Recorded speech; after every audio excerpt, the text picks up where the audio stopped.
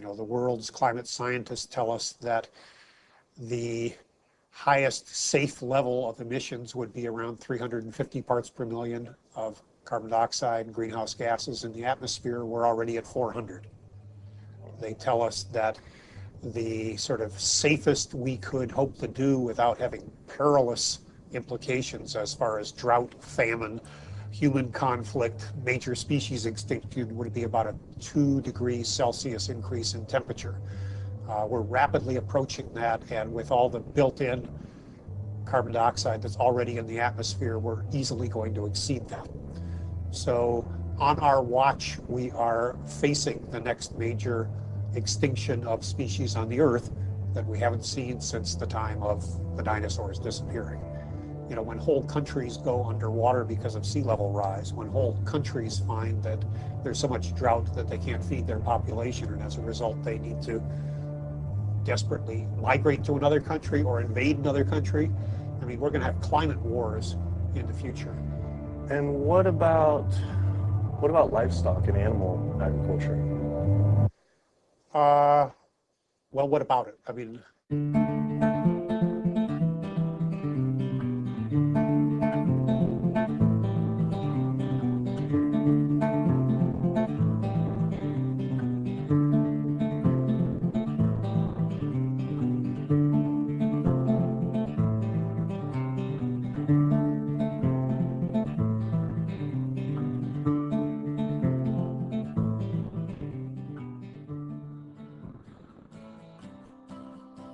My name's Kip.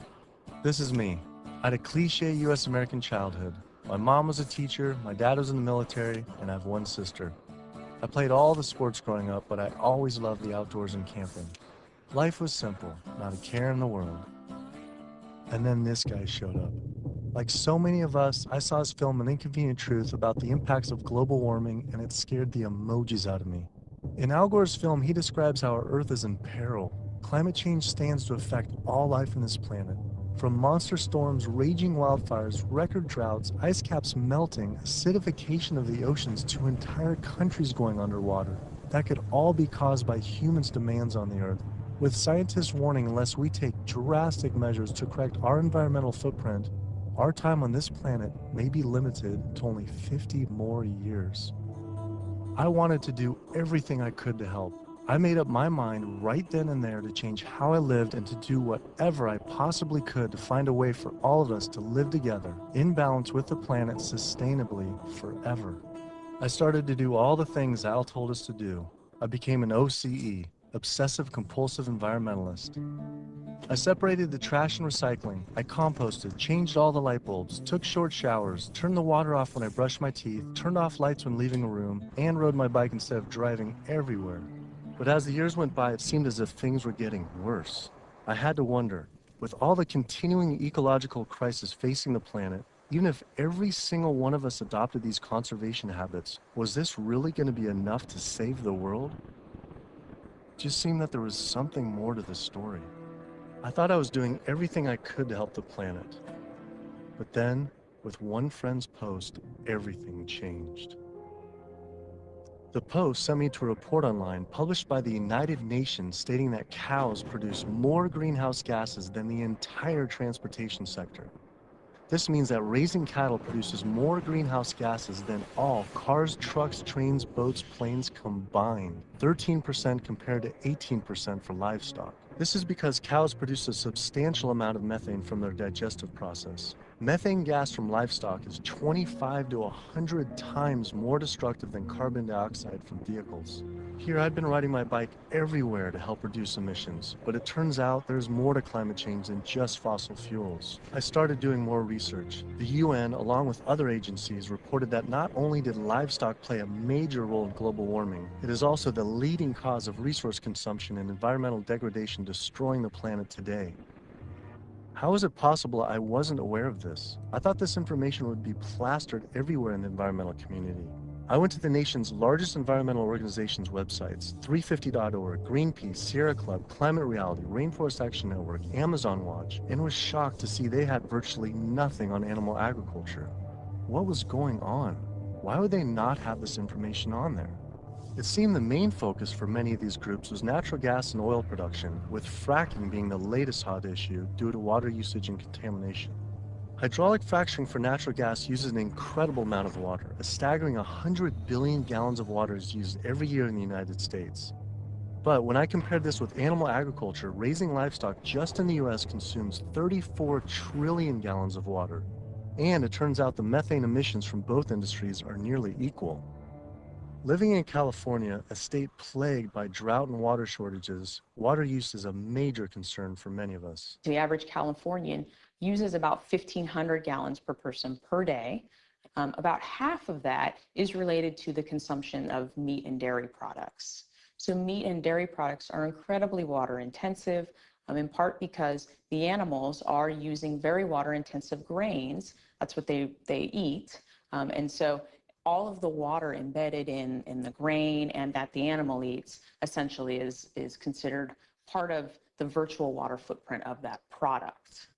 I found out that 1/4 pound hamburger requires over 660 gallons of water to produce. Here I've been taking these short showers trying to save water, and to find out just eating one hamburger is the equivalent of showering 2 entire months.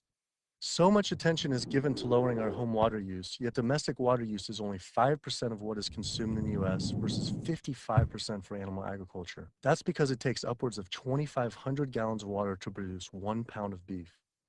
I went on the government's Department of Water Resources Save Our Water campaign, where it outlines behavior changes to help conserve our water, like using low-flow shower heads, efficient toilets, water-saving appliances, and fix leaky faucets and sprinkler heads, but nothing about animal agriculture.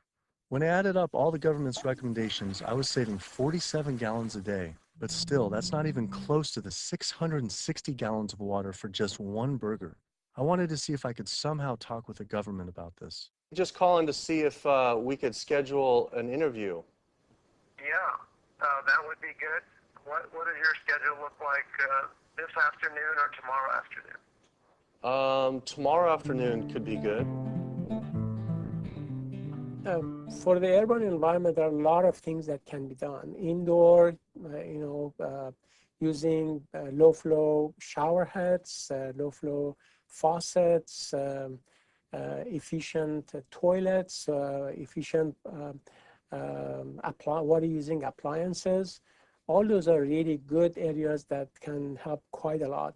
But the biggest water savings is from outdoors. We have to be mindful of the way we use water.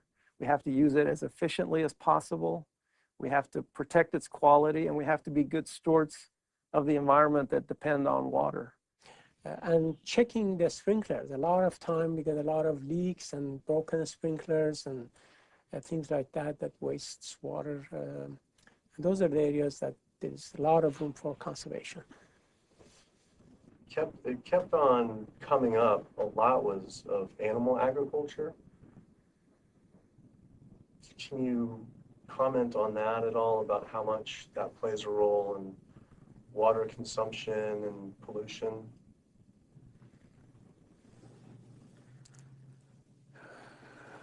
That's, I mean, that's not my area. One study that found that 1 pound of beef, 2,500 gallons of water. Yeah. Yeah. Eggs is 477 gallons of water, and cheese almost 900 gallons. I mean, I guess it's one simple, why isn't it on Save Our Water? Just, it's kind of like if you went to someone's house and my neighbor has a faucet, dripping, and then you see this giant hose turn full blast until 660 gallons of water are shooting out into the street, flooding the entire street. I think I would say, hey, turn that off, please. It seems like it's a huge thing that we could be doing by far more than anything else. Just like if that is really the case. I think that the water footprint of animal husbandry is greater than other activities. There's no ifs, and, or buts about it. That would be really powerful, just rather than waiting till we're in a drought. What do you think about just starting now, and whoever's in charge of the Save Our Water, hey, let's start encouraging people to eat less meat now, because these studies are coming out. I don't think that'll happen. Why? I don't think that'll happen. Why? Because of the way government is set up here. That's interesting, though. Why though?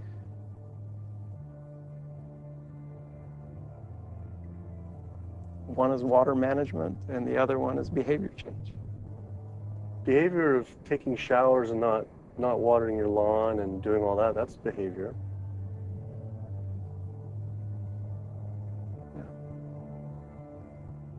Wow. Clearly, the government did not want to talk about this issue. Their inability to answer, along with the environmental organization's silence on the topic of animal agriculture, made it seem something more was going on. I started doing more investigating on the impacts of livestock and found out the situation was actually worse than I had thought.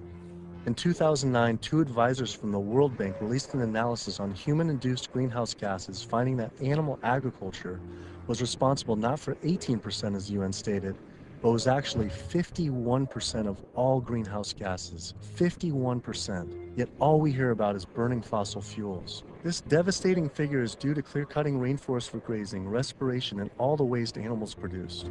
This makes animal agriculture the #1 contributor to human-caused climate change.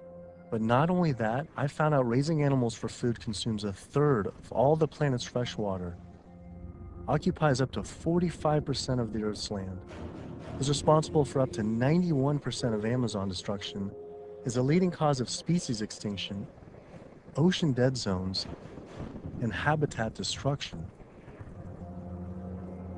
Yet, the world's largest environmental groups that are supposed to be saving our world didn't mention this anywhere. I had to speak with environmental organizations to find out why they weren't addressing this issue. I sent off dozens of emails, made call after call, spent hours on hold. Days became weeks and weeks became months, and for some reason, no one wanted to talk to me about this. So bizarre. I supported these organizations for so long and now was met with silence. I was, however, able to connect with a handful of environmental authors and advocates that were willing to address this issue. I took my old trusty van, Super Blue, out of retirement and hit the road. So my calculations are that without using any gas or oil or fuel ever again from this day forward, that we would still exceed our maximum carbon equivalent greenhouse gas emissions, the 565 gigatons, by the year 2030, without the electricity sector even, or energy sector even factored in the equation, all simply by raising and eating livestock. If you reduce the amount of methane emissions, the level in the atmosphere goes down fairly quickly and within decades, as opposed to CO2. If you reduce the emissions to the atmosphere, you don't really see a signal in the atmosphere for 100 years or so. The single largest contributor to every known environmental ill known to humankind: deforestation, land use, water scarcity, the destabilization of communities, world hunger. The list doesn't stop. It's an environmental disaster that's being ignored by the very people who should be championing. Free-living animals made up, 10,000 years ago, made up 99% of the biomass. And human beings, we only made up 1% of the biomass. Today, only 10,000 years later, which is really just a fraction of time, we human beings and the animals that we own as property make up 98% of the biomass. And wild, free-living animals make up only 2%. We've basically completely stolen the world, the earth, from free-living animals to use for ourselves and our cows and pigs and chickens and factory farm fish. And the oceans have been even more devastated. Concerned researchers of the loss of species agree that the primary cause of loss of species on our earth that we're witnessing is due to overgrazing and habitat loss from livestock production on land, and by overfishing, which I call fishing, in our oceans. And we're in the middle of the largest mass extinction of species in 65 million years. The rainforest is being cut down at the rate of an acre per second. And the driving force behind all of this is animal agriculture, cutting down the forest to graze animals and to grow soybeans, genetically engineered soybeans to feed to the cows and pigs and chickens and factory farm fish. 91% of the loss of rainforest in the Amazon area thus far to date, 91% that's been destroyed, is due to raising livestock. The leading cause of environmental destruction is animal agriculture. I just couldn't understand why the world's largest environmental organizations were not addressing this when their entire mission is to help protect the environment. But that's the thing too, is they say, use less coal, ride your bike, eat less meat. Yeah. I think they focus grouped it and it's a political loser. In terms of, yeah, because they're membership organizations, a lot of them. They're looking to maximize the number of people making contributions, and if they get identified as being anti-meat or challenging people on their everyday habits, that's something that's so dear to people that it will hurt with their fundraising. They do not want to address the primary driving cause of environmental devastation, which is animal agriculture, because they're businesses and they want to make sure that they have a reliable source of funding. I went invited to a meeting with Al Gore some years ago now, and made these methane arguments. He was really pushed back, and that's just his argument. It's hard enough to get people to think about CO2. Don't confuse them. I think that the problem with a lot of organizations that are focused and have a laser focus don't go off message because they don't want to piss off another whole group of people that will make their lives difficult. If you listen to the majority of the major environmental organizations, they're not telling you to do much besides live your life the way you've been living it, but change your light bulb from time to time, drive less, use less plastic, recycle more. It's better for their fundraising and better for their profile to create a victim and perpetrator sort of plot line. It's like when we talk about the fact that when we have a dysfunctional family and the father's an alcoholic, that's the one thing no one talks about. Everybody goes around that, and yet it's the one thing that's causing the devastation in the relationships in the family, because no one wants to talk about it. How could these organizations not know? I mean, the issue is right in front of them. It's unmistakable at this point. And just like these organizations, they're falling over themselves to show the general public that climate change is human caused. And in doing so, they completely fail to see what's right in front of them, that animal agriculture, raising and killing animals for food, is really what's killing the planet.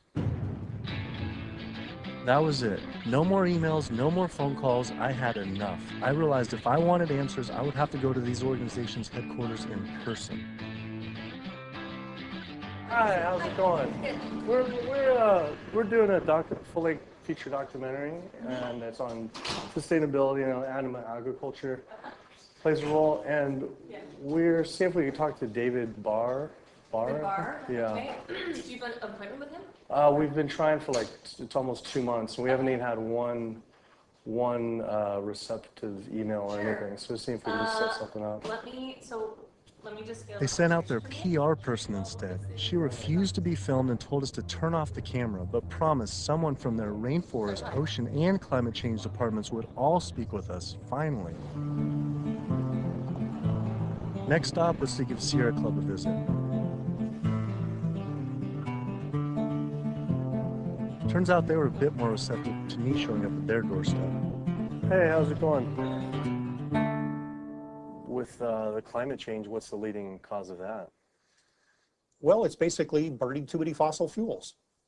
So coal, natural gas, oil, tar sands, oil shale, all these new exotic fuels that are kind of hybrids between them. But that's basically what is loading up the atmosphere. So we have this greenhouse effect where the heat is getting trapped and the temperatures are soaring at a rate that has never existed in the history of the Earth. And what about livestock and animal agriculture? Well, what about it? I mean, you want to do it? Just research. A couple of the UN report says it's more. Livestock accounts for more than all transportation put together. A recent 2009 World Watch report, livestock causes 51% of all greenhouse gas emissions. Yeah, well, it is a big issue, and we need to address that as well. But, there's just so many different potential sources of methane and carbon emissions. If the number one leading cause is animal agriculture and meat consumption, then doesn't that need to be the number one focus, if not the number two?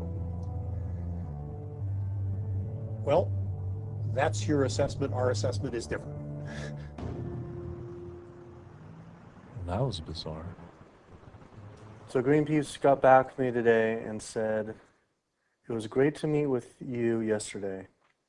I've spoken with various people here at Greenpeace about your request, but I'm afraid we're not going to be able to help this time. Thanks again, and we wish you the best of luck." Greenpeace's response reminded me of the statistic that 116,000 pounds of farm animal excrement is produced every second in the United States alone. That is enough waste per year to cover every square foot of San Francisco, New York City, Tokyo, Paris, New Delhi, Berlin, Hong Kong, London, Rio de Janeiro, Delaware, Bali, Costa Rica, and Denmark combined. Livestock operations on land has caused created more than 500 nitrogen-flooded dead zones around the world in our oceans, comprise more than 95,000 square miles of areas completely devoid of life. So any meaningful discussion about the state of our oceans has to always begin by frank discussions about land-based animal agriculture, which is not what our conservation groups, Oceana being the largest one in the world right now, the most influential, as well as others, that's not what is at the apex of their discussions. I went on my favorite ocean protection organization's website, Surfrider Foundation, to see what they were doing about this. Mostly what I found were campaigns about plastic bags and trash, but nothing about animal agriculture. What is the #1 coastal water quality issue polluter? I mean, a lot of it, it's actually, we call it the toxic cocktail, because it really is this sort of diffuse source. So it's, heavy metal from tires and brakes and cars, heavy metals. It is these herbicides and pesticides. It's really just, it's kind of picking up the everything we leave on the ground and collecting it together and pushing it out into the ocean. So it's hard to actually target one thing. When we're doing our research on this particular one and runoff, and just kind of increasingly as we're interviewing more and more people, it keeps coming up. The animal agriculture as being, and we read animal agriculture as being the #1 water polluter, considerably by more than any other. Yeah, that's interesting. I think, I guess it depends on the regions that you focus on, like the urban areas, which is sort of like where we are here in Southern California. We don't see that because there's not a lot of sort of agricultural farms. But if you look in the mid-Atlantic, sort of Maryland, Virginia, North Carolina, that region, I know there's a lot of poultry farms and a lot of hog farms, and it's a huge waste issue. I was surprised that not only did they not focus on farm runoff, but they also didn't mention any campaigns about how our oceans are in near collapse. The UN reported that 3/4 of the world's fisheries are overexploited, fully exploited, or significantly depleted due to overfishing. The oceans are under siege like never before, and marine environments are in trouble. And if we don't wake up and do something about it, we're going to see fishless oceans by the year 2048. That's the prediction from scientists. The fact that when people look at fishing, sometimes they're only looking at the fact of the animals who are actually consumed by humans, and we're not necessarily looking at all the animals who are caught in the drift nets, all the other animals who are killed in the industry. And when you look at even the shrimping industry has done a lot to devastate the planet as well in terms of breaking down natural barriers that we have to protect the islands. We're at over 28 billion animals were pulled out of the ocean last year. They're not ever given a chance to recover. They can't recover. They don't multiply that quickly. They don't, they don't come back. We're not giving them an opportunity. The oceans are in complete collapse. The large fish species are nearing extinction. The way fishing is done today to feed the demand for 90 million tons of fish is primarily through massive fish nets. For every single pound of fish caught, there's up to 5 pounds of untargeted species trapped, such as dolphins, whales, sea turtles, and sharks, known as bykill. If we were to imagine this same sort of practice happening on the African savanna, targeting gazelle, but in the process scooping up every single lion, giraffe, ostrich, and elephant, nobody would stand for it. Yet, this is what is happening in our oceans every single day. Between 40 and 50 million sharks each year are killed in fishing lines and fishing nets as bykill. then their fins might be cut off or not cut off, but they're caught initially as bykill, and it's from fishing. It's from fishing in a sustainable manner, in many cases, for fish that are labeled sustainable by, for instance, Oceana and these sustainable certified organizations. So my thought is that why would we want to stop at banning shark fin soup if you're concerned about sharks, which all these organizations are, and most of the public at large is now. If we really are concerned about sharks, we would ban fishing.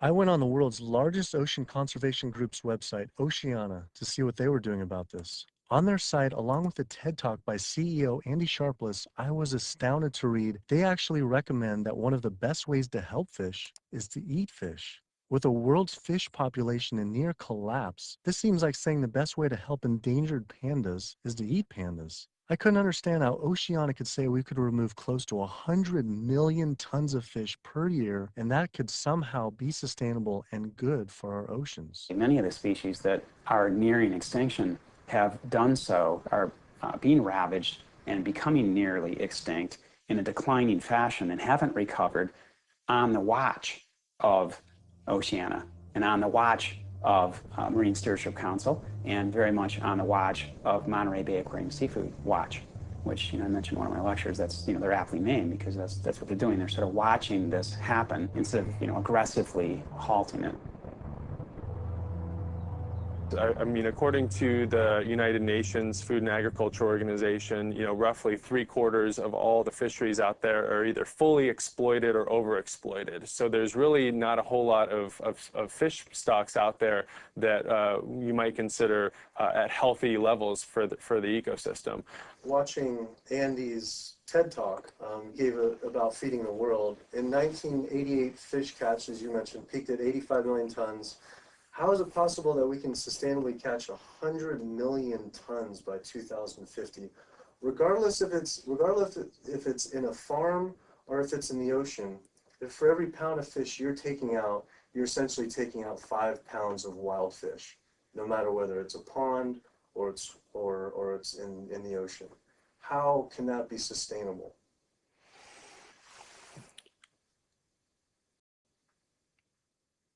The ultimate question, right, is that there is a tremendous amount of natural production that is, basically coming out of the oceans all the time. So we have a massive amount of upwelling from our ocean conveyor belt that's bringing up, ancient 1,000-year-old nutrients, and our ecosystems are turning that into fish. Yes, they're eating each other, and you're losing some of that production every step up in the food chain, but you get more every year. You can fish and take some out, and next year there will be more.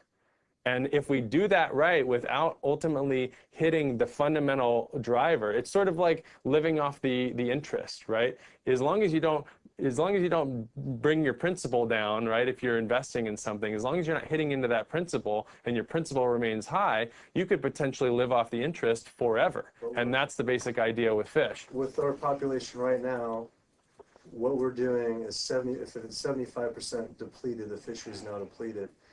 And it's a good analogy with money. We're not living off our interest. We're in extreme debt.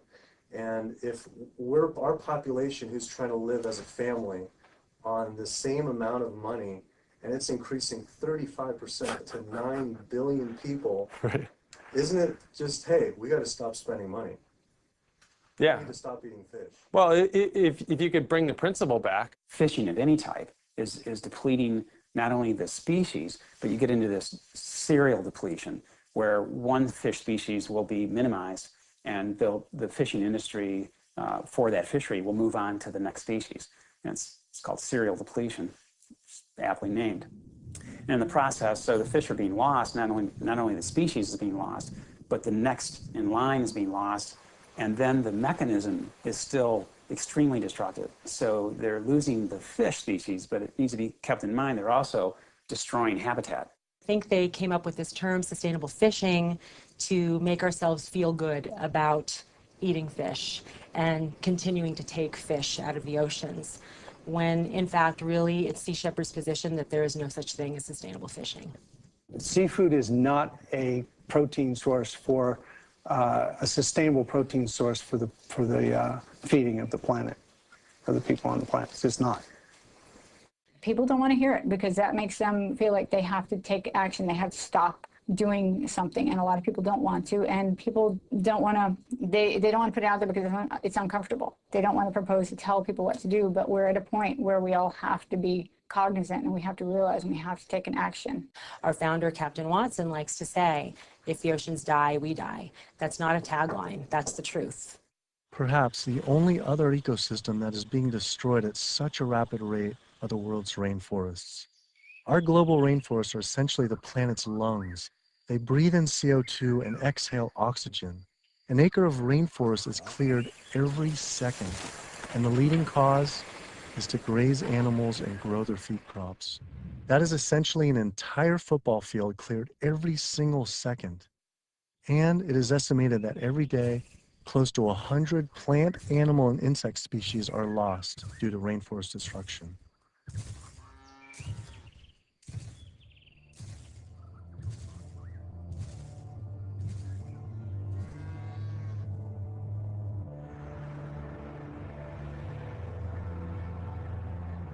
What is the leading cause, absolute leading cause of rainforest destruction? Human intervention into rainforests is the leading cause. And so it's either for logging or it's for agribusiness. And that's when you're looking at the top global drivers, it will vary a bit by the rainforest that you're talking about. But the way that we're choosing to use these natural resources on a large industrial scale is the leading driver. When I went on Rainforest Action Network's website, I couldn't believe I didn't see anything about cattle. But I did see they had a large campaign against palm oil. Palm oil plantations are causing tremendous deforestation in the Indonesian rainforest. It is estimated that palm oil is responsible for 26 million acres being cleared. Though, compared to livestock and their feed crops, they were responsible for 136 million acres of rainforest lost to date. But on their website, I was shocked to find cattle was not included as one of their 4 main key issues. Instead, they focused on palm, pulp and paper, coal, and tar sands. How could they not have the leading cause of rainforest destruction? I had to wonder, why focus on fossil fuels and not cattle? Is it more fossil fuels or is it more animal agriculture?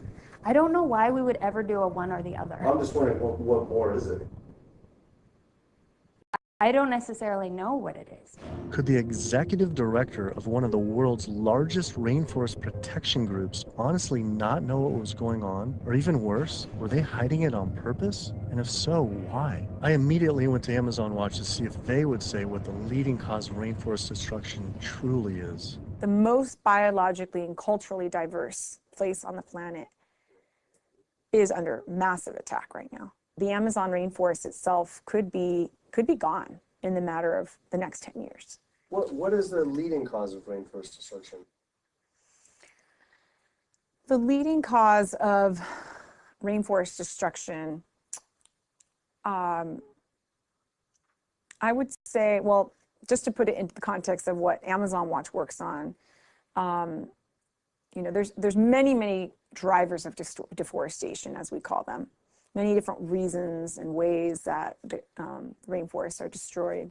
The ones that cause the most damage and are the most widespread are mega projects, such as oil and gas pipelines, such as mining projects, such as mega dam projects. We're not talking about... I felt like I was going in circles with all these groups, as if I were stuck in some strange Cowspiracy twilight zone where no one could talk about cows.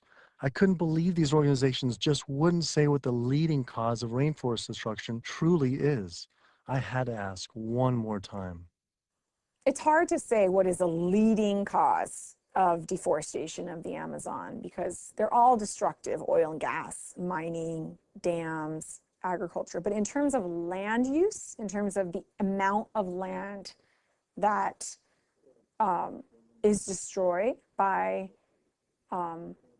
when we talk about, in comparison, all those different causes of deforestation, what is causing the most trees to fall, for example, I think it would definitely be agriculture. Unfortunately, one of the biggest causes of deforestation definitely in the Brazilian Amazon is agribusiness, cattle grazing and soy production in particular.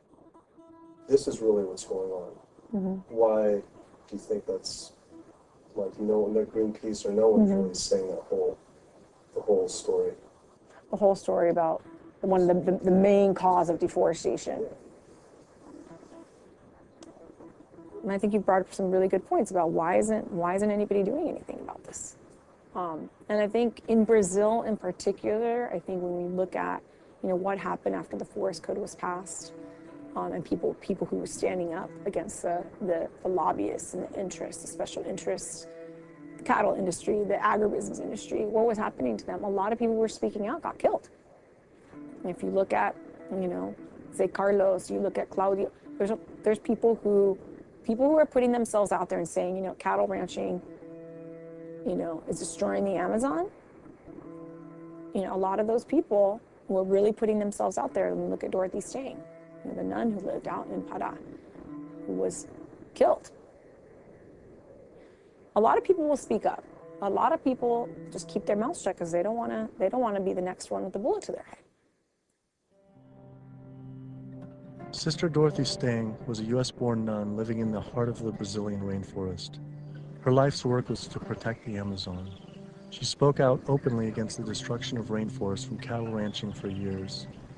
Walking home one night, she was brutally gunned down at point-blank range by a hired gun from the cattle industry.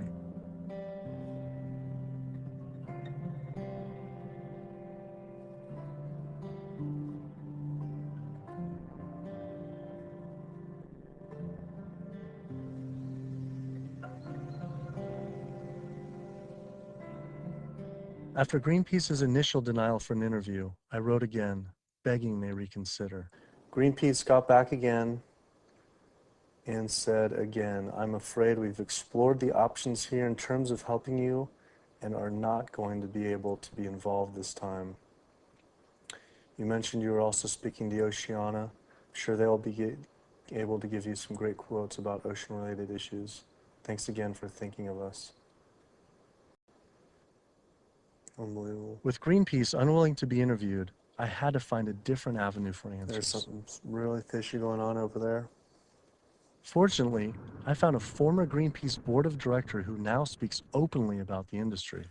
Environmental organizations, like other organizations, are not telling you the truth about what the world needs from us as a species. It's so frustrating when the information is right before their eyes. It's documented in peer-reviewed papers and journals.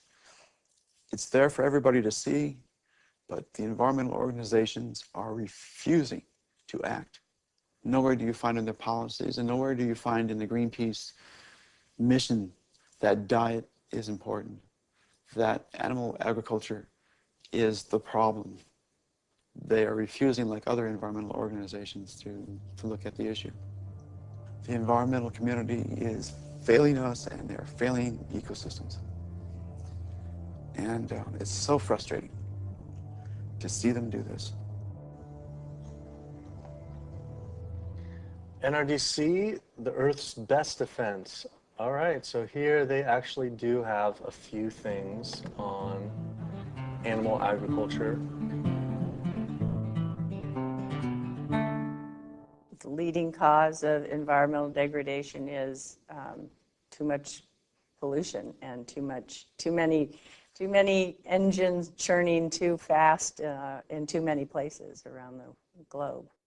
Lately, in 2009, a World Watch report that livestock causes 51% of greenhouse gas emissions, and transportation is around 13, and then the low end, the UN was around 18 to 30, which is more than all transportation, all put together. Internationally or nationally? Yeah, I think energy production and transportation are still major sources. So I think, I guess I'm not going to comment on that because I'm not familiar with those numbers. So it's, don't quote me on this, but that's cow farts. That's what I think what that is. I think that's cow farts.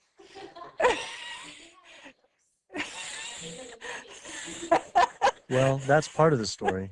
Methane production from cows and other livestock's flatulence is a major contributor, but mostly it is due to deforestation and the waste they produce, which is 130 times more waste than the entire human population, virtually all without the benefit of any waste treatment. NRDC absolutely, as I said, has a big food program. In fact, we just, every year we do the Growing Green Awards, and we recognize food innovators. And this last year, one of the awardees was a sustainable pork producer, actually, that doesn't use any antibiotics, and also the antibiotic use that industrial food production in the United States uses right now. Is, we're giving the majority of antibiotics in the United States are administered to healthy livestock. I wanted to visit one of these sustainable farms.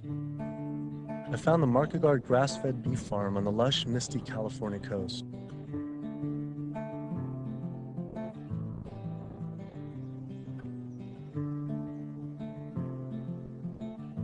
I met Eric and Donegal Markegard and their 4 children. Leah and Larry are usually up at 6 and out, milking the cows, slopping the hogs.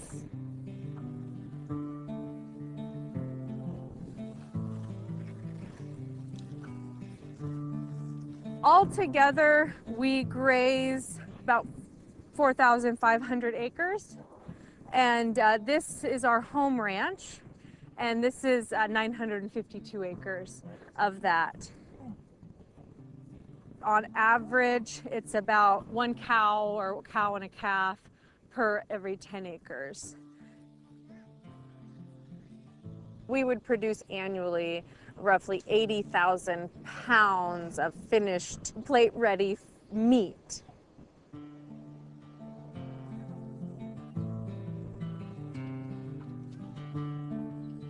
We keep about 10 pigs in roughly a 50-acre area, and we move them around in 10-acre pastures. Some people think that pigs are dirty and gross, but I really like them. They know people, and they'll be friends and really nice. And they could be like your best friend, or it could be like a sister. See, they know you when you get to know them. I mean, I shouldn't be bonding, but you have to have nice pigs. Why shouldn't you bond with them? Well, because they're gonna turn into bacon. Oh. But these pigs are about 7 months old now. So these bigger ones are getting ready to be killed. Those 2 smaller ones there, they could grow up a few more months. I love animals, and that's why I'm in the meat business. It's what more of society needs to see, is that packaged piece of meat is a living animal, living and breathing creature that, yeah, it's hard. It's hard. But like what Donegal said earlier, we do it because we love them. With the land use, there's anywhere between, with industrial, as low as 2 to 2.5 acres per cow, all the way up to some, depending, it's not as lush as this, up to 35 acres. Yeah, we have a ranch in South Dakota that's 50 acres. 50 acres per. Yeah, it's about 50 acres, yeah. And why is that? Same thing, it was just farmed and robbed of all the nitrogen, the land also was abused, seasonal, and right? It's also seasonal. Is it possible, and is it practical for the whole world to, say, have grass-fed cattle? And like, say, Brazil, where 80%, supposedly 80% of the rainforest was destroyed for cattle. What are your thoughts on that? They shouldn't be eating beef. If their environment wasn't designed to raise beef, then they shouldn't be eating it. Yeah. How do you offset the carbon footprint of livestock?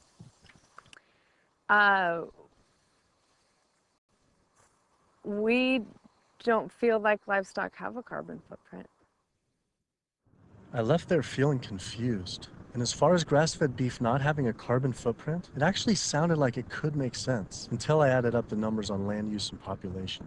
If we were to use the market guard model of raising animals, which requires 4,500 acres producing 80,000 pounds of meat, the average American eats 209 pounds of meat per year. If that was all grass-fed beef, only 382 people could be fed on their land.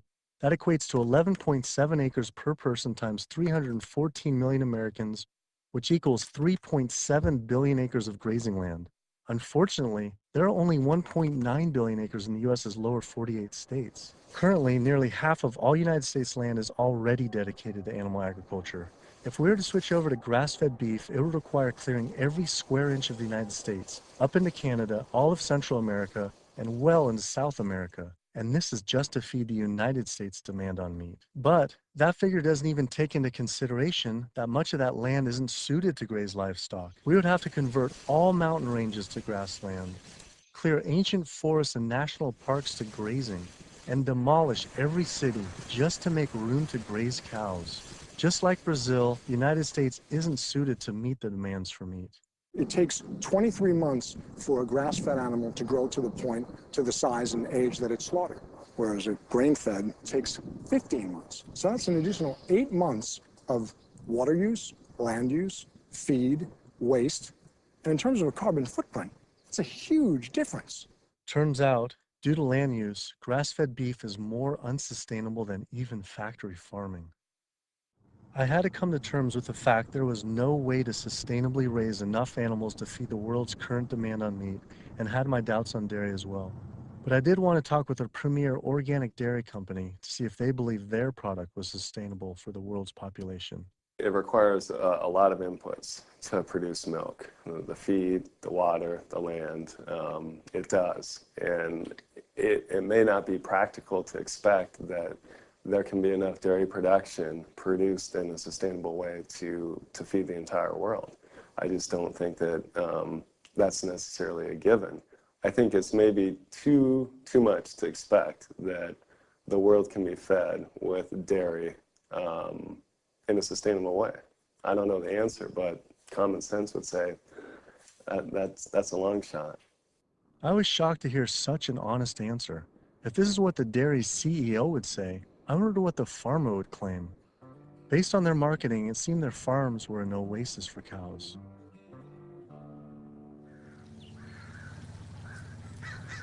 It was not what I expected.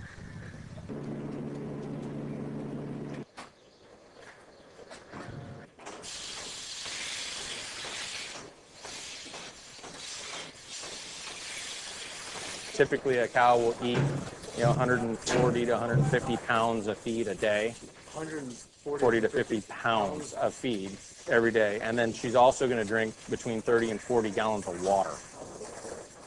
Probably go through about 20 tons per week. 20 tons of grain per week.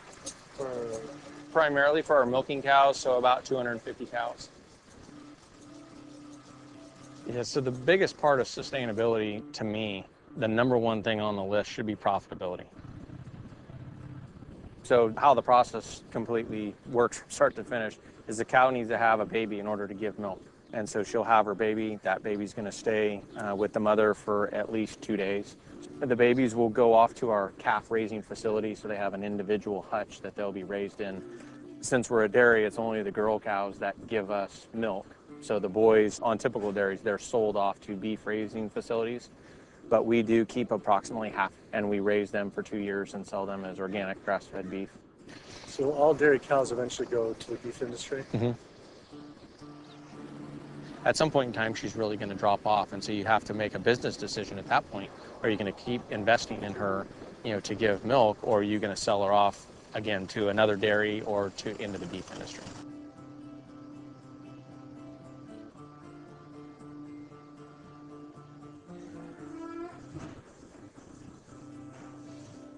There's very few places on this planet that have this type of environment. But the demand on dairy-based protein in the world is only going to increase. And there's not enough land on the planet to do this type of dairying around the world. It's just the environment is not going to be that way. The land's not there.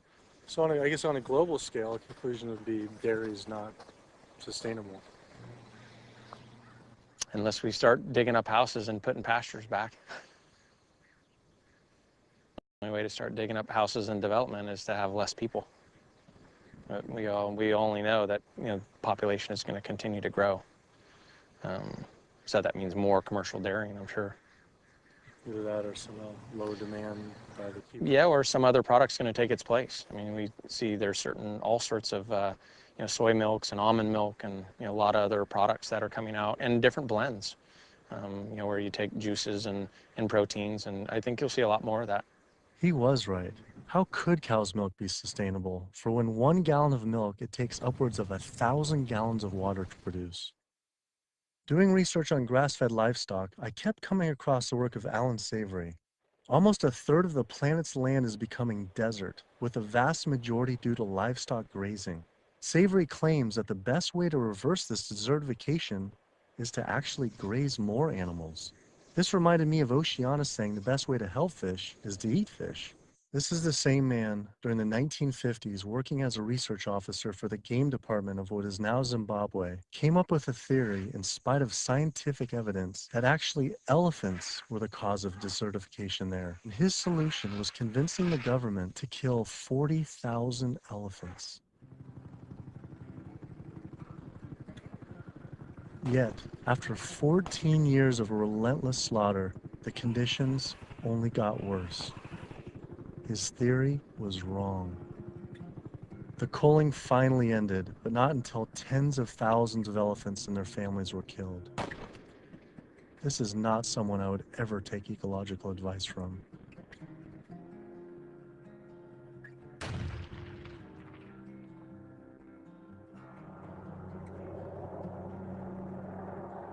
It turns out the cattle industry is having the same effect on wildlife in the United States.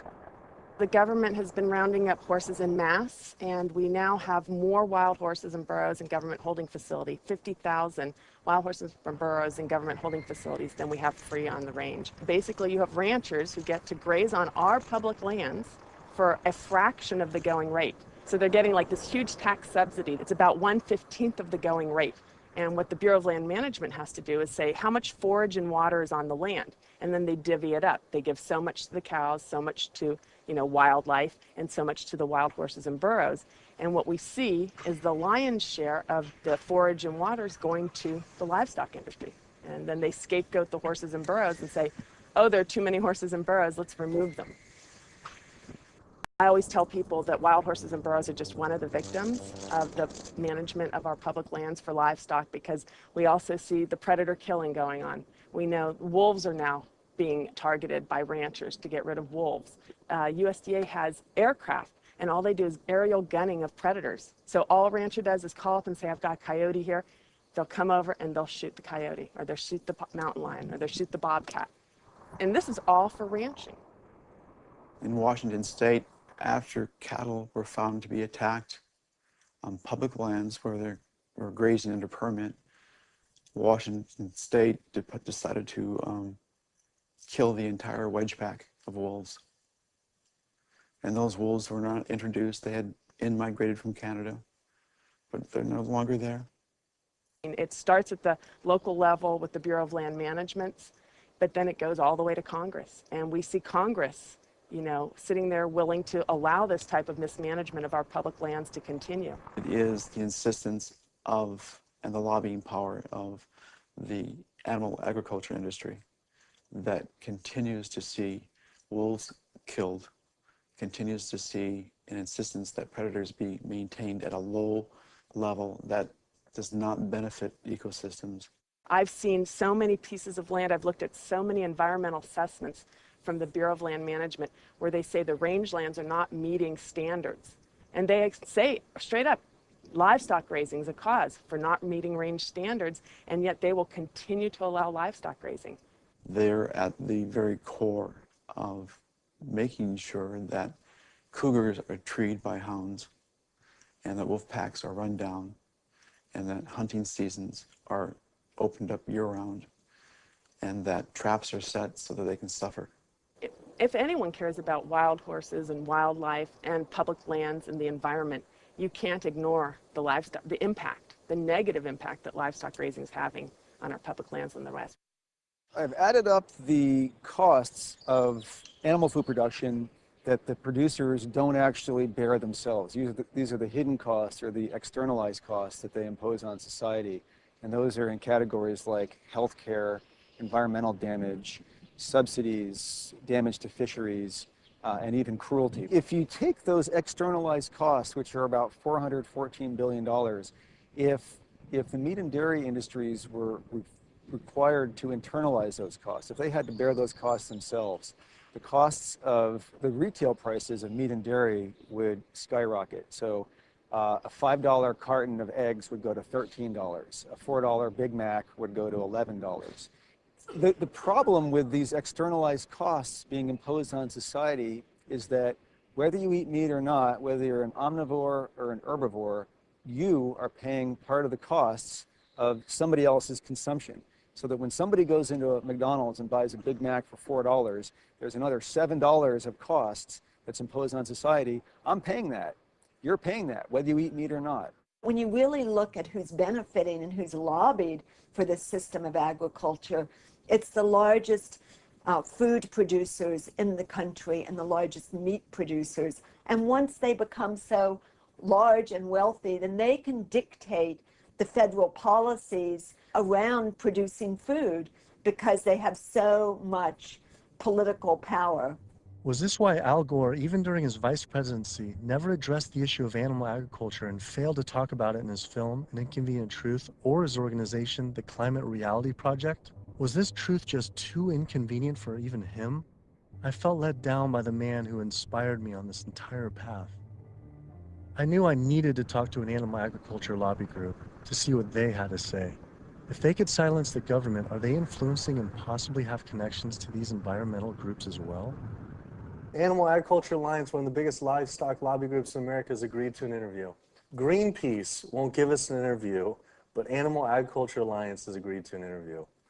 Now that is saying something. People hear the word GMOs and that's a really scary term, and again, I think agriculture has kind of struggled to explain what that means, but in reality, what we've done is to use technology to make advancements in how we raise crops and how we raise animals. We're not going to feed the world, going back to how it was 100 years ago where all the animals were, pasture fed.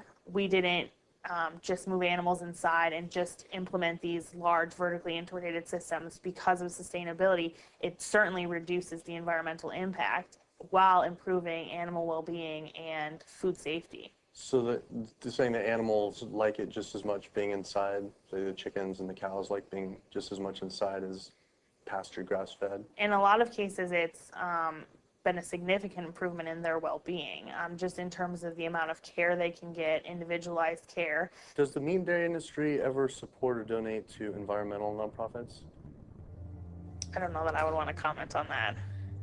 Yeah, I don't. I don't know. I don't know that we would know what they donate to or don't donate to. Does meat and dairy industry ever support or donate to, say, Greenpeace? Again, I don't know that I would feel comfortable. Hey, sorry we didn't get back to you earlier. I have some bad news. Unfortunately, we are no longer able to fund your film project. We had a meeting, and due to the growing controversial subject matter, we have some concerns and have to pull out. Why was this subject so controversial? The first person I could think to speak with was Howard Lyman, who had been sued by cattlemen for simply speaking the truth about animal agriculture on the Oprah Winfrey Show. I was born on the largest dairy farm in the state of Montana in 1938. Grew up my entire life on a livestock farm, went to Montana State University, got a degree in agriculture, came back and started a mega agriculture endeavor where I had 10,000 acres of crop, 7,000 head of cattle, and about 30 employees. So I spent 45 years of my life in animal agriculture, and so I've been there, done that. When I was on the Oprah show, we had the food disparagement law. Now, the food disparagement law, in my opinion, was unconstitutional, but what it basically said, that it was against the law to say something you knew to be false about a perishable commodity. I didn't say anything on the Oprah show I thought to be false. I went there and told the truth. Now, it took 5 years and hundreds of thousands of dollars to end up extricating myself from the suits from the cattle industry. But if I was to go on the Oprah show today, say exactly the same thing today that I said back then, I would be guilty. And for me, when they were talking about the food disparagement law, it was the fact of whether I told the truth or not. You can go today and tell the truth, and you will be guilty, because if you cause a disruption in the profits of the animal industry, you're guilty under the Patriot Act. Do you think there should be any concern of us making this documentary? Of course. If you don't realize right now that you're putting your neck on the chopping block, you know, you better take that camera and throw it away. The animal agriculture industry is one of the most powerful industries on the planet. I think most people in this country are aware of the influence of money and industry on politics, and we really see that clearly on display with this industry in particular. Most people would be shocked to learn that animal rights and environmental activists are the #1 domestic terrorism threat, according to the FBI. And why is that? It's a difficult question to answer, why these groups are at the top of the FBI's priorities. I think a big part of it is that they, more than really any other social movements today, are directly threatening corporate profits. You know, when we try to find out how factory farms and how animal agriculture is polluting the environment, they try to claim exemptions to that information, either under national security terms or public safety, trademark issues, business. It's a business secret. We've seen all these attempts to keep people in the dark about what they're actually doing. You know, one of the largest industries on the planet with the biggest environmental impact, trying to keep us in the dark about how it's operating. Through the Freedom of Information Act, we obtained documents from the Counterterrorism Unit that show they are monitoring my lectures, media interviews like this one, my website, my book. Are we at risk filming this and showing it? You're going up against people that have massive legal resources. I mean, it's just overwhelming, the amount of money at their disposal, and you have nothing. And I think that fear is a big part of the tactic as well. Will was right. I was scared. When I learned about the activists being killed in Brazil, I was disturbed, but I felt removed. But to learn about American activists and journalists being targeted by the industry and FBI, my funding being dropped, I was genuinely worried and it hit close to home. Was this why no one was willing to talk about the issue? I decided to take precautionary measures with all the footage I shot.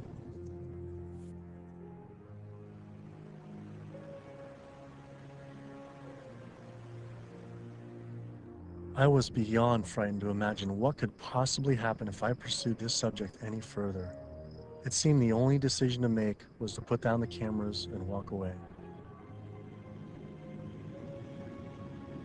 But then, I realized this issue was way bigger than any personal concern I could ever have for myself. This was about all life on Earth hanging in the balance of our actions, and that you either live for something or die for nothing. And I actually had no choice all along. I decided then to surrender not to fear from a secret, but rather to a cause towards truth. I couldn't be like these environmental organizations and sit silently while the planet was being eaten alive right in front of our eyes. I had to stand up and continue on.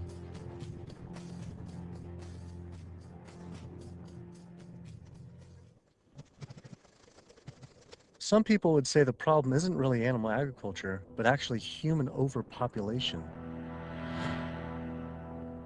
In 1812, there were 1 billion people on the planet. In 1912, there were 1.5 billion. Then, just 100 years later, our population exploded to 7 billion humans. This number is rightly given a great deal of attention, but an even more important figure when determining world population is the world's 70 billion farm animals humans raise. The human population drinks 5.2 billion gallons of water every day and eats 21 billion pounds of food. But just the world's 1.5 billion cows alone drink 45 billion gallons of water every day and eat 135 billion pounds of food. This isn't so much a human population issue, it's a human eating animals population issue. Environmental organizations not addressing this is like health organizations trying to stop lung cancer without addressing cigarette smoking. But instead of secondhand smoking, it's secondhand eating, which affects the entire planet. We're growing enough food right now in the world to feed between 12 and 15 billion people. We only have 7 billion people.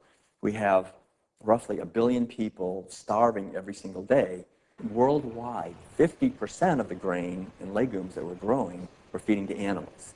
So they're eating huge amounts of grain and legumes. And in the United States, it's more like closer to 70, 80, depending on which grain it is, about 90% of the soybeans. 82% of the world's starving children live in countries where food is fed to animals in the livestock systems that are then killed and eaten by more well-off individuals in developed countries such as the US, UK, and in Europe. The fact of it is that we could feed every human being on the planet today an adequate diet if we did no more than take the feed that we are feeding to animals and actually turn it into food for humans. And so somebody trying to justify GMOs, that's like trying to give a drowning man a drink of water.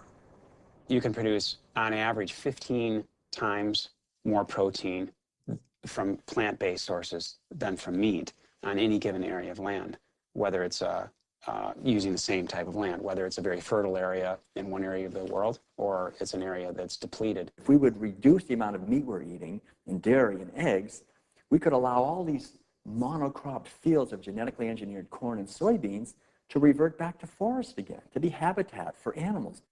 You know, anytime somebody tells you that we can't grow food for humans on the land that we're growing feed for animals, this is somebody that is smoking the #1 crop out of California. The fact of it is, if you can grow corn to stuff down the throat of an animal, you can actually grow corn and feed it to a human. You encourage people to eat less meat and for the tremendous resources required and the toll on the environment. And on the animals. And on the animals. And the workers in the system. And it's a brutal system at every level. As the world population continues to grow to almost 9 billion people, do you foresee someday that we might just completely have to stop eating meat altogether? I don't know that we'll completely stop. I think that the amount of meat eaten will decline. There's no way to support 9 ounces per person per day, which is what Americans are eating now. If the Chinese alone decide they want to eat that much, and they've decided they want to eat that much, we just can't. We don't have enough world to produce the grain to generate that much meat. I think a plant-based diet is the most sustainable. But what do you recommend for 9 billion people can eat for the planet to not only sustain but to thrive? Would you throw out a number like an ounce, 1 ounce? Oh, per meat? And including dairy, Yeah, I don't think I don't know enough. But yeah, it would be on the order of a couple ounces a week. It's not going to be the way we're eating it now. We're gorging on meat. We're eating huge amounts. And does that include cheese too? Like Yeah. 2 ounces total? Yeah, cheese and milk. 2 ounces a week. Only 2 ounces a week seem like nothing. People could probably raise that in their own backyard. Maybe backyard farming was a sustainable solution. I have 42 ducks. I started off with 3 ducks 3 years ago, and then those burdened into a population. I buy a 75-pound bag of seed, and that seed bag will last me right now about 2 weeks. The ducks now that we're going to be culling are about 2 years old. When you're living with them, they get used to you. They're not intimidated or whatever, and so they make all their vocal sounds like natural. Go down. Easy, easy, easy, easy. Okay. Now we're gonna keep you. Run. These two go first. Being smart-wise, compared to a chicken, they're probably the same.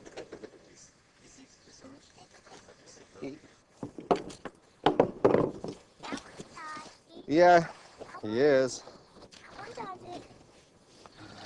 Alrighty. Okay. Right there.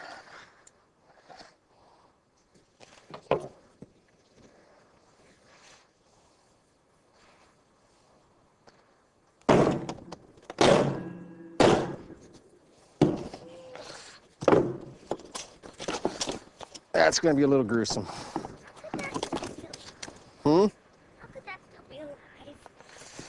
They're not. That's nerves, a nerve reaction. 5 years old or something like that, I think it was, the first time my dad came out and made us watch as we did rabbits.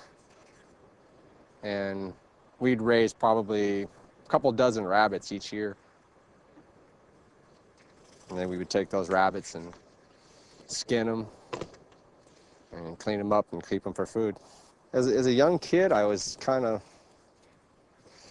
I don't want to say it was hard, but it was kind of, from my memory, because some of the rabbits I had named, so it was kind of like going, you're like going, but after doing it a couple of times, you kind of just learn it's just something that has to be done.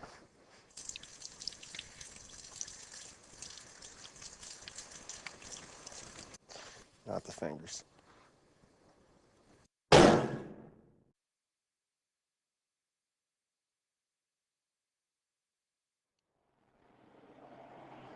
just can't do it. I don't think I could have someone else do it for me if I can't do it. If I can't do it, I don't want someone else doing it for me.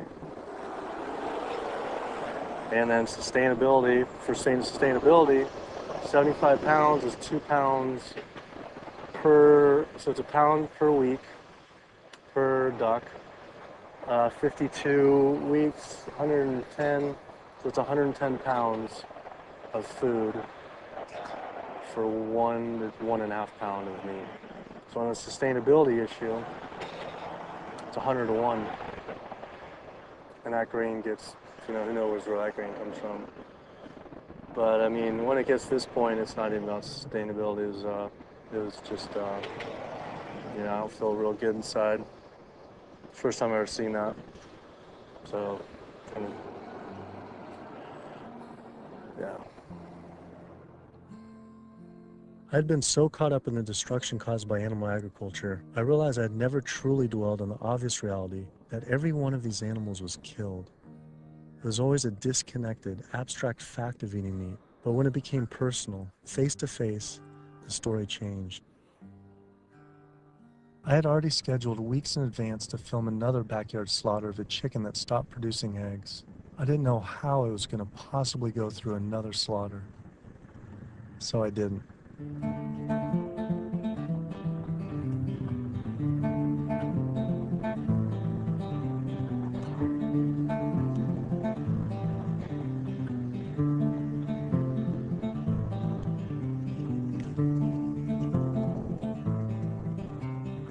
Animal Place is a farm animal sanctuary in Northern California that focuses on rescuing animals from the animal agriculture industry. A lot of people don't realize that meat breed chickens, like this guy behind us, they're generally slaughtered at about 42 days old, whereas chickens that are bred for egg production are killed when their productivity starts to decrease, when they start laying less eggs.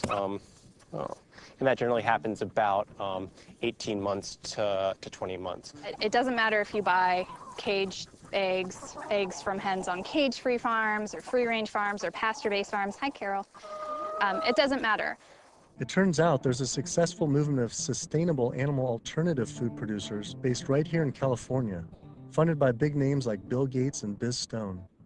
When you imagine all those egg-laying hens eating all that soy and all that corn, you have an energy conversion ratio at about 38:1. Whereas alternatively, you can find plants, and you can grow those plants, and you can convert those plants into food.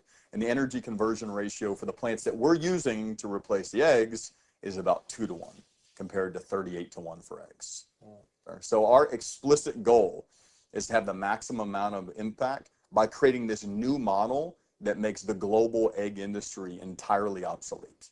We're making the omega products and proving that we can make better tasting food that's great for you, and it takes 1/20th of the land and resources that dairy do. If I could tell you that you could have the fiber structure of meat, the satiating bite of meat, the protein, and all the nutritional benefits of meat without actually having animal protein itself, and by doing that, you could address climate change, you could address the human health epidemics that we're seeing, you could address animal welfare, and you could address natural resource conservation, would you make the change? But what if people just ate less animal products, like going meatless on Mondays? When you go meatless on Monday, if you ascribe to that campaign, you're essentially contributing to climate change, pollution, depletion of our planet's resources, and your own health, then on only 6 days of the week instead of 7. You're creating a false justification, clearly a false sense of justification for what you're doing on those other 6 days of the week. So in other words, we really shouldn't be resting on our laurels of what you do right only 1/7 of the time. You can't be an environmentalist and eat animal products, period. Kid yourself if you want. If you want to feed your addiction, so be it. But don't call yourself an environmentalist. I knew I had to stop eating all animal products. I wanted to help the planet be sustainable, but I needed to sustain myself. I had doubts about being healthy and not eating meat, dairy, and eggs. All I knew was a standard American diet I grew up on. Is it even possible to be a healthy vegetarian or vegan? Is it possible to be a healthy vegetarian or vegan? I became vegan for, 32 years ago now. And I run several miles every day. I go biking 40, 50 miles through the countryside. I work long hours. I feel great. It's nice waking up in a light, trim body every day. And so many of my vegan friends and patients, are just, they're thriving since their transition to a vegan diet. So yes, and I've seen vegan moms go through healthy vegan pregnancies and deliver healthy vegan children and raise them to tall, full-size, intelligent vegan adults. And yes, certainly all the nutrients are there in the plant kingdom to do this. That is correct. Think anyone should be consuming dairy? I really don't. When you think about it, the purpose of cow's milk, I did most of my growing up on a dairy farm in Wisconsin. The purpose of cow's milk is to turn a 65-pound calf into a 400-pound cow as rapidly as possible.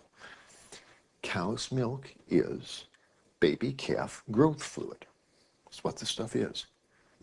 Everything in that white liquid, the hormones, the lipids, the protein, the sodium, the growth factors, the IGF, every one of those is meant to blow that calf up to a great big cow. It wouldn't be there.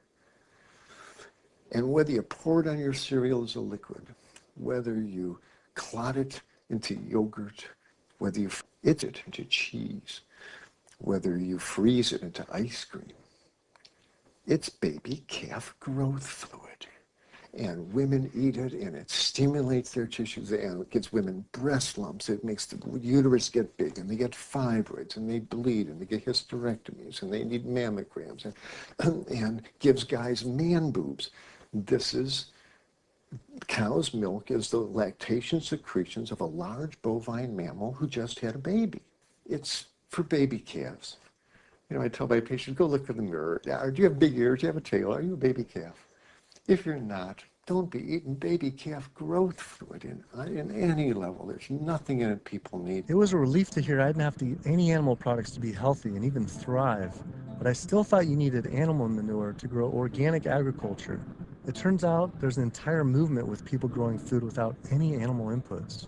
I visited Earthworks Urban Farm in Detroit, where they are working with and growing food for the low-income community.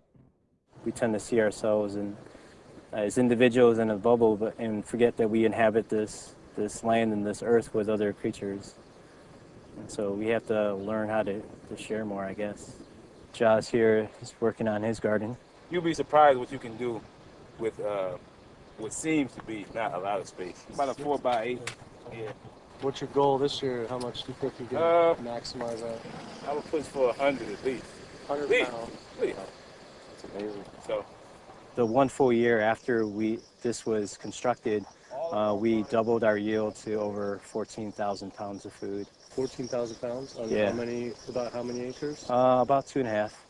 So as much food as we produce and we grow, or the earth helps us grow, is we also have to return those nutrients back to the soil. So we like to think of our work as being regenerative, that we're putting as much life-giving substance in the ground as we're taking out.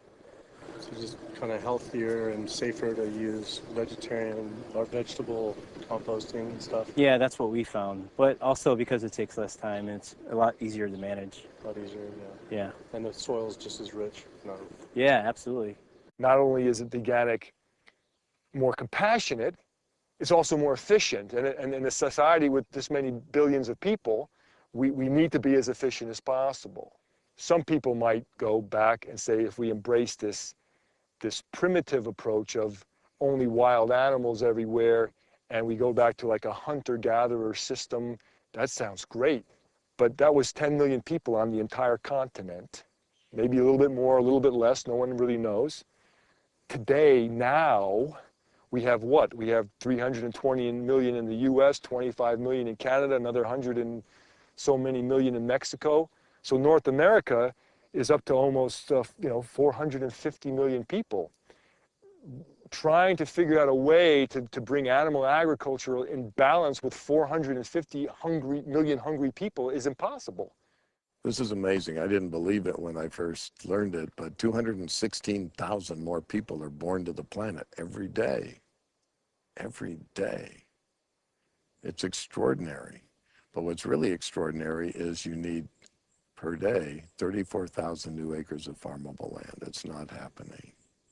To feed a person on an all-plant-based vegan diet for a year requires just 1/6 of an acre of land. To feed that same person on a vegetarian diet that includes eggs and dairy requires 3 times as much land. To feed an average U.S. citizen's high-consumption diet of meat, dairy, and eggs requires 18 times as much land.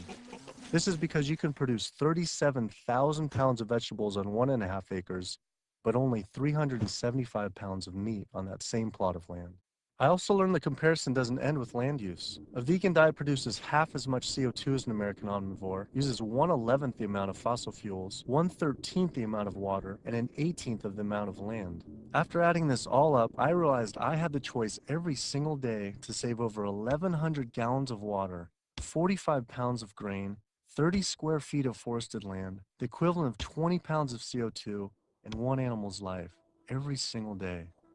If we all, as a society, did go vegan and we moved away from eating animal foods and toward a plant-based diet, well, what would happen? If we didn't kill all these cows and eat them, then we wouldn't have to breed all these cows because we're breeding cows and chickens and pigs and fishes. We're breeding them, over and over again, relentlessly. So if we didn't breed them, then we wouldn't have to feed them. If we didn't have to feed them, then we wouldn't have to devote all this land to growing grains and legumes and so forth to feed to them. And so then the forest could come back. Wildlife could come back. The oceans would come back. The rivers would run clean again. The air would come back. Health would return. Renewable energy infrastructure, such as building solar and wind generators all over our country to reduce climate change. I mean, that's a pretty good idea, but it's projected to take at least 20 years. And at least minimally $18 trillion to develop. It's important to realize that we don't have that long of a time frame. We just talked about how it might be a 3 to 4 year time frame. So we don't really have 20 years, and we really don't have $18 trillion to develop these. So another solution to climate change, we could stop eating animals, and it could be done today. It doesn't have to take 20 years, and it certainly doesn't have to take $18 trillion because it costs nothing. Some people say, well, let's fix CO2 and then we can worry about methane. Well, it's the other way around. It actually makes sense. Do something about methane because you get a response right away. Quietly and unmistakably, the most powerful thing that someone can do for the environment. No other lifestyle choice has a farther-reaching and more profoundly positive impact on the planet and all life on Earth than choosing to stop consuming animals and live a vegan lifestyle. Do you realize 75% of Americans consider themselves to be environmentalists. You don't think we couldn't solve this problem in a heartbeat? I'll tell you what, all we would need is for the environmentalists to live what they profess, and we'd be on a new course in the world. We will not succeed until we stop animal agriculture. And by succeed, I mean we will not save ecosystems to the extent necessary. We will not have enough food for people around the planet. We will not stop global warming. We will not stop pollution and the dead zones that run off all the fields of corn and soy that are grown to feed livestock. And we will not stop the hunting of wolves and other predators. Now, organic farming is one major positive step in the right direction, but we need to keep walking. We need to get beyond organics. We need to get to sustainability. When you take the animal out, well, you also take the greenhouse gas issue out, and you take the food safety issues out, and you take some of the other externalities related to food scarcity. But one thing that's amazing is, I think you put our values back in. You put values like compassion and integrity and kindness, values that are natural to human beings. You put that in. You build that back into the story of our food. And I think as this begins to progress, I think it also helps people to pause before they eat that egg, before they eat that steak, before they eat that chicken nugget, and ask themselves, is that really what they want? Or do they actually want something more? I had to come to the full conclusion. The only way to sustainably and ethically live on this planet with 7 billion other people is to live an entirely plant-based vegan diet. I decided instead of eating others, to eat for others. At first, like these environmental groups, I was afraid of what it'd mean to change, but now I embrace it. All this talk about sustainability sounded like our planet was on some sort of life support, and I don't want her to simply survive or to sustain, but to thrive. Life today is not about sustainability, it's about thrivability. She's given so much to us for so long, it was time to give back. 108% of everything we have. It felt good. It was in alignment. And we see this movement not just about providing cheaper, inexpensive food that everyone can have, but also a spiritual move. A move towards understanding who we really are and how we can really connect to each other. Do what you can do as well as you can do it every day of your life, and you will end up dying one of the happiest individuals that ever died. We become part of a gathering momentum of other people that's happening. This is really what's happening. This is the news. Selflessness is a nice way to be. It has all these benefits for yourself as well as the planet and other people. So it's a beautiful way to live. Ecologically, it just feels better. This is about massively transforming how our society eats because it's a necessity. It's acting on what we know and acting kindly and gently on the whole planet and with other people to accomplish the goals of living better. We can do it, but we have to choose to do it. You can change the world. You must change the world.